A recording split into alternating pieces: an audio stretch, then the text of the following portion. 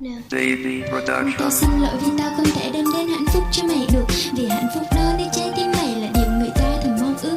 Tao không muốn làm kẻ thứ ba khi cướp đi gia đình người khác, và tao không muốn tương lai phía trước đời tao thiếu đi một đoạn nhạc. Tao đã từng lặp lại nhiều lần, tao không thể, mày hiểu không? Tao không hề nghĩ cho chỉ riêng tao mà cả bốn người, mày hiểu không? Mày chỉ biết cho hiện tại thôi, còn tương lai mày vứt bỏ. Còn ở đằng trước, ở nơi không xa, có người đang đợi mày trước ngõ.